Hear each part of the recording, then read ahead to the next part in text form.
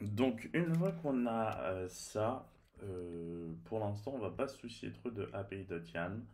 Yam. On va d'abord créer la connexion entre notre Redis finalement et notre application.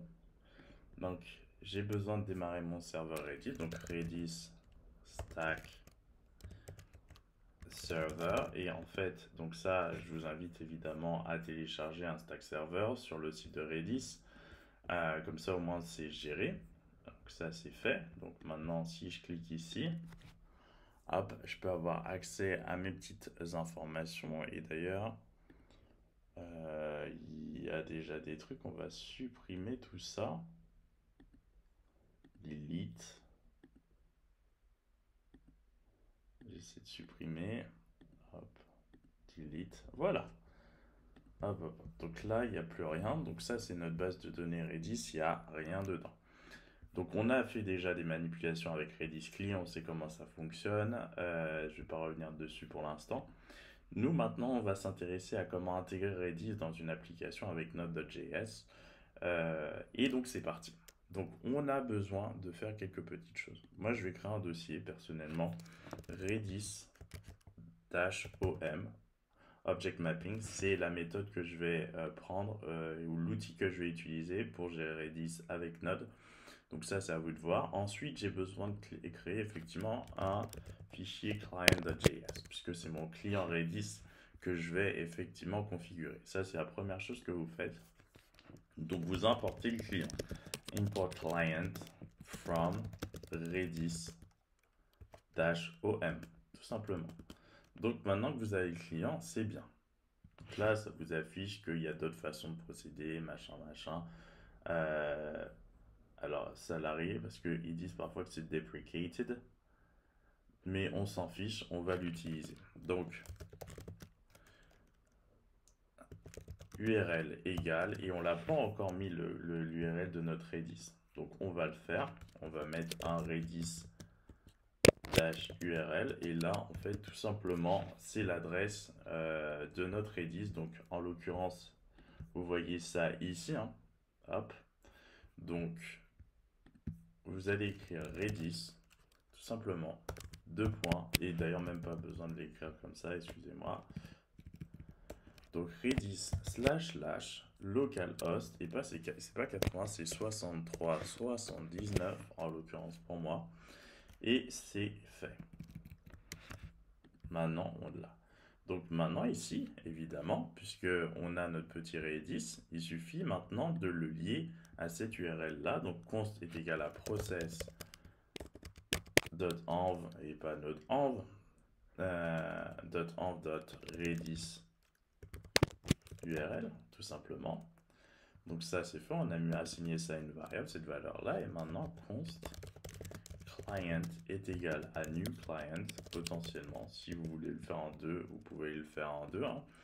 Await client.open URL, tout simplement. Et ensuite, je fais un export default de mon client.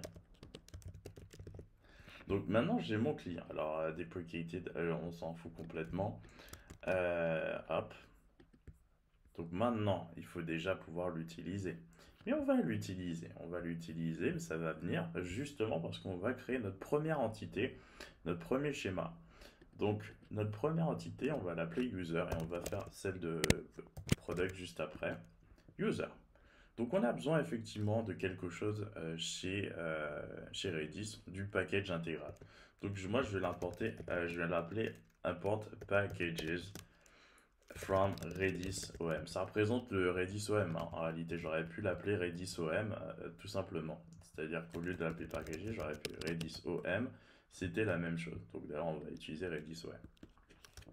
C'est le package entier. Ensuite je prends des informations entity que je prends parce que j'aurais besoin de l'utiliser. C'est un peu comme lorsqu'on faisait Mongoose où on prenait ce qui nous intéressait. Et ben schema en l'occurrence, ou même avec Sequelize quand on prenait data types et model de Sequelize, et ben là ici c'est entity schema qu'on prend égale effectivement Redis OM, puisque en fait on a des structurations dedans. Donc ça c'est fait, on met un point virgule, histoire qu'on soit bien. On voit déjà qu'il y en a un qui est une classe, l'autre on ne sait pas encore. Donc on va utiliser. Et ensuite j'importe mon client. C'est ça le truc. Import client from, tout simplement, client.js. Ça c'est une chose. Donc le client, que c'est comme ça on s'en fout complètement. Le client, je viens de l'importer, donc j'aurai besoin d'un client de connexion, c'est parfait. Maintenant, il faut définir une entity. Donc, une entity, c'est une classe qui contient pour nous les data avec laquelle, quand on veut travailler avec celle-ci, effectivement. Donc, nous, c'est ce qu'on va faire. Class user extends. Ça me fait vraiment penser à SQLite quand on utilise classe, par exemple, user extends model ou SQLite.model si vous préférez. Bon, bref, c'est vraiment assez similaire. Entity, hop, c'est fait. Tout simplement. Maintenant, on va définir un schéma, donc les champs de notre entity, leur type, etc. Ça, c'est aussi simple que ça. Donc, on fait un const user schema, tout simplement, est égal à new schema. Et comme pour finalement Mongoose, quand on utilise effectivement un schéma, puisque ça ressemble vraiment à ces new schema aussi qu'on utilise pour Mongoose, eh bien, regardez, c'est toujours aussi simple. Alors ça me fait par contre, la suite me fait penser un peu plus à SQLite, où on met le nom finalement de ce que... mais ici, quoique, finalement, hop, on fait ça ici. Hop, user, donc là on met user. Donc on met notre entité, hop, et on lie cette entité à un schéma.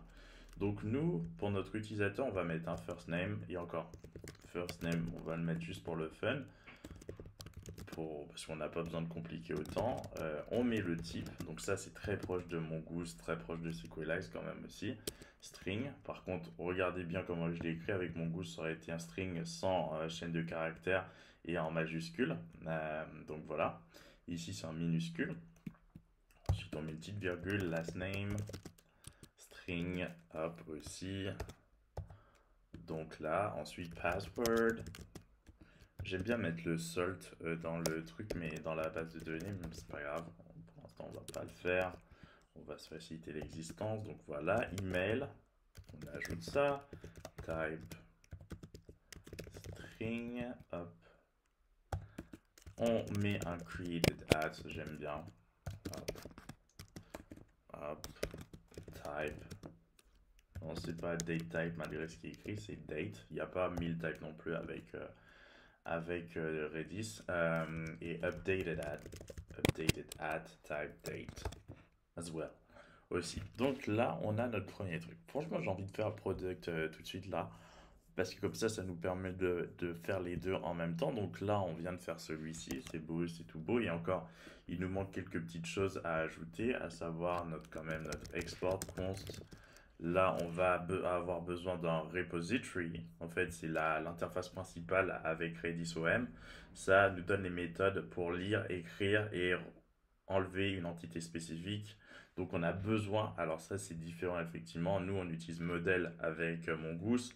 Avec SQLite, c'est déjà fait. Rien qu'en faisant ça et en mettant effectivement une option de configuration, un objet de configuration qui a pour première propriété par exemple le client SQLite, et bien c'est directement synchronisé d'une certaine façon, pas directement synchronisé, mais c'est bien prêt. Là, il faut qu'on ajoute effectivement un truc supplémentaire, donc le repository, user repository, qui va nous permettre effectivement pas mal de jouer avec ces entités, d'en enlever, d'en ajouter, d'en lire, d'en mettre à jour, et franchement ça va être cool. User schema, donc export const user repository client fetch repository user schema. Et ensuite, on a besoin de créer l'index de l'utilisateur avec un await user repository et non create index. On crée une indexation, c'est très important. Donc là, on est bien. Avec tout ça, on crée tout ce dont on a besoin finalement pour faire un utilisateur. Donc là, on va juste faire un petit copier-coller pour products. On va mettre ça au pluriel, products, quoique non, au singulier, ça aurait été pas mal. C'est un modèle. Hop, Oups, c'est pas B, c'est CTRL V. Commande V. Donc là, c'est le même topo, sauf qu'on change un peu. Product, c'est product ici. New product schema. Alors un created at, pourquoi pas. Le type, le nom du produit. Le prix, price. Et là, on va mettre number de préférence. Password, il n'y a pas de password. On va mettre que le produit a été créé par quelqu'un, donc author ID potentiellement. Donc ça c'est fait. Quoique j'aurais peut-être mis author email, ce sera plus simple à gérer. Si on met que l'email est unique,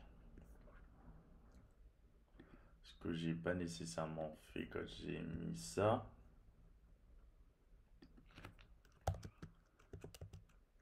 Je pense pas qu'on puisse mettre unique ici, donc c'est pas grave, on va gérer ça différemment. Donc on va mettre plutôt Products ID, pourquoi pas. Ensuite, created at, updated at, c'est bien pris. Description quand même, petite description.